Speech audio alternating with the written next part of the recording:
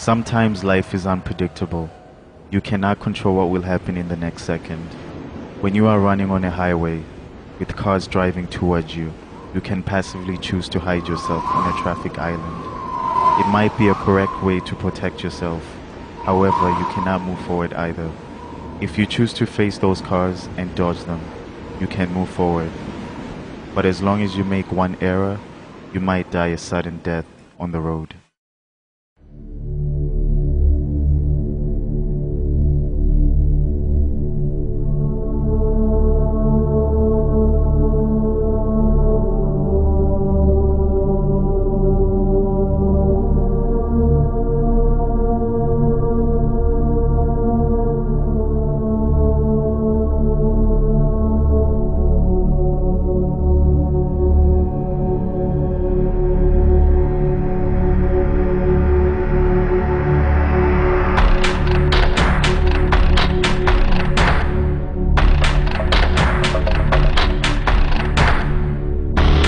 Although I always talk about the philosophies of life, I don't believe the meanings exist.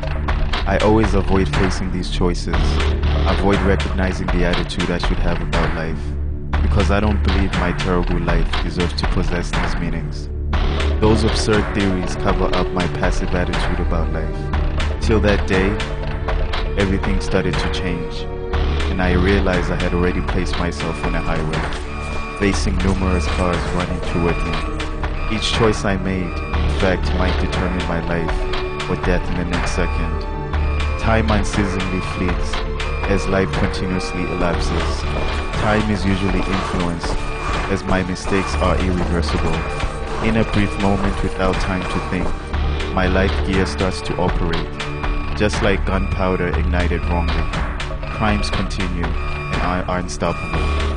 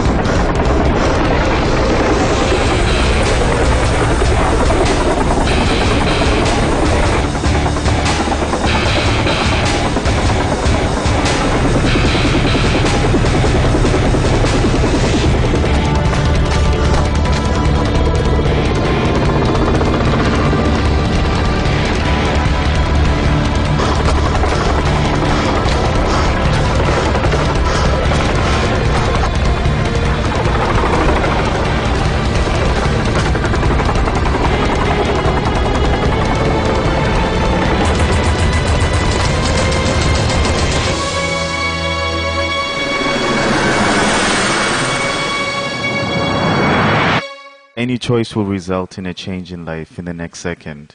Oh, I know, maybe you still feel confused. So let me explain from the very beginning.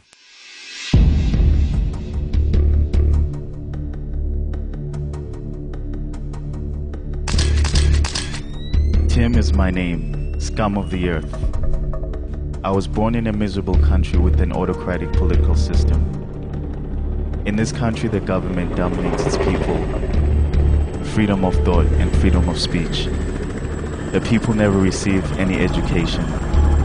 Every day we get up, we have to do construction for the government, helping it enhance the control over the people without any disobedience. Every day the people live a boring life, as well as a painful one, just like me, staying in the same prison, lying on the same bed, and sitting on the same toilet for 14 years, simply because I stole a piece of chocolate at a convenience store. In this country, the number of people executed every year is more than those killed in car accidents, not to mention natural death. Although the people in this country are suffering, when I was in prison, I heard a rumor saying that outside this vast country exists an unknown holy land called Canaan. It is God's promised land in the book of Exodus in the Bible, as well as the free domain that Moses led Israelites to search over hundreds of years. Similar to the Bible, Canaan is described as a place without crimes and government's oppression, a human paradise full of fundamental freedom and joy. However, the way to paradise is narrow. Canaan is surrounded by a wide transitional area, which contains hundreds of miles. The area is called Limbo, originated from limbus in Latin. They say the area must be passed through before entering Canaan. However, once you step inside the limbo, unimaginable deadly disasters will occur. No one knows exactly what will happen, only hearing that no one without exception can come out of the limbo alive. Therefore, it is said that no one did enter Canaan successfully. Inevitably, Canaan becomes the biggest challenge for these explorers, loving freedom. But these are only rumors. I never believe this bullshit, because you know my life has never given me any hope.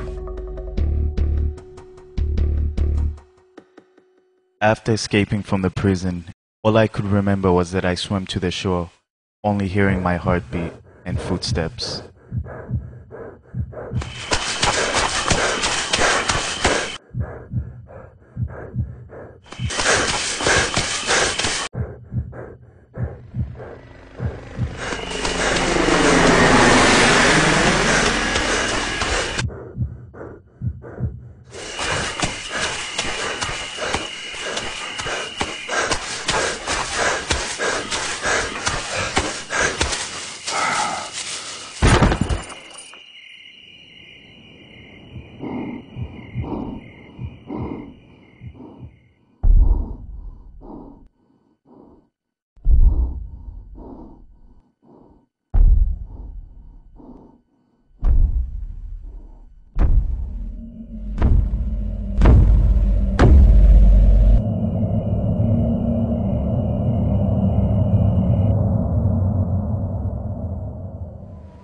While I was thinking for a short period of time, my brain seemed to start operating.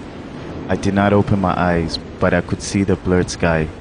This was not a dream, but the sky seemed unreal. Maybe it was the sky inside the bottom of my heart, without any color and light. My messy and passive thought darkened the sky that was originally supposed to be clear and blue.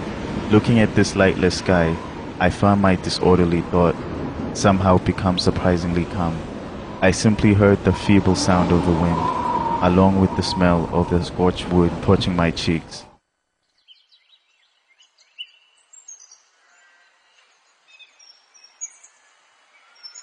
However, what made me open my eyes was not the smell, but the tranquil sound of the wind. This was a small wooden house barely equipped.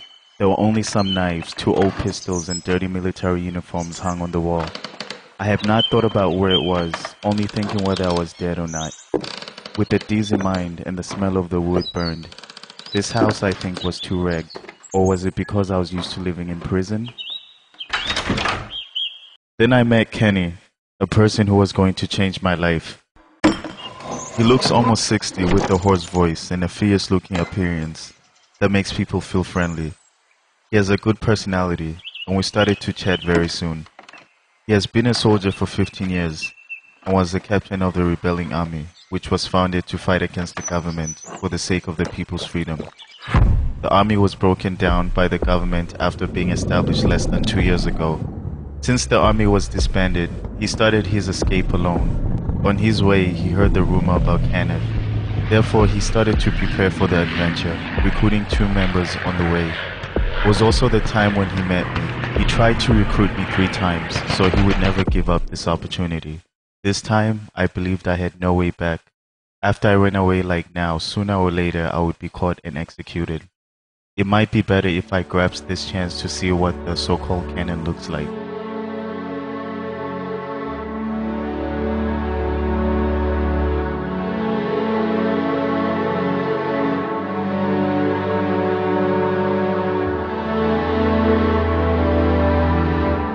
car ran on a highway, far from the mountain, here beyond the territory of the natural boundaries. No people, no government's army. The sunset from the horizon of the desert on the left.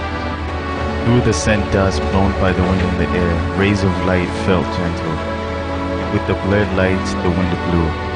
Thought the wind was warm, I still felt uneasy, because I knew here, the limbo according to the rumor.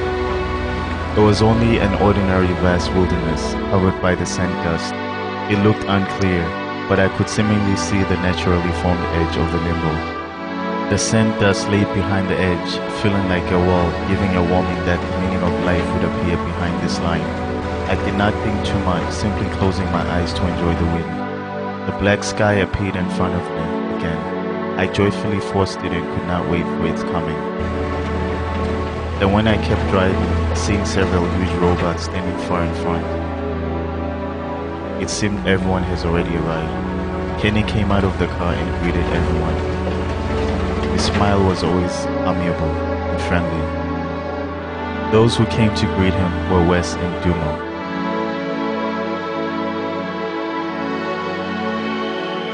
In the evening, all of us gathered together at a small house not far from the limbo to spend the last night. Everyone had a great time, drinking to celebrate the last meal in this life. Without much interest, I left the house and sat outside alone. The limbo seemed even more mysterious at night. I wonder what did exist after the mist. Beautiful cannon? Or maybe the tomb where our life ends? Kenny walked to me. Although we just knew each other today, he still took care of me as an old friend. His smile could always calm people down. As it became darker, people in the house were drunk, and one after the other. Surrounded by beer bottles, they gradually slept. Only Ken and I still talked outside the house. As the life gear continued moving, I was gradually pushed to the cliff. I had no way back but to jump downward blindly. I did not know what will happen next. No one knows. Maybe this is what my life is.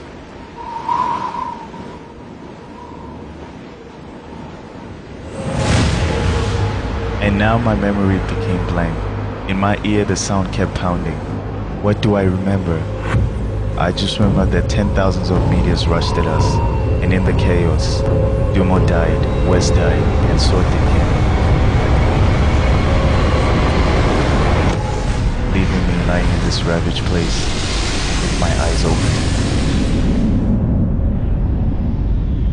Right now, surprisingly, I'm feeling so calm. As it turns out, there is no such place called canon. People only try to get comfort from this rumor. This is a lie. Till now I realize everything. Life is so contradictory.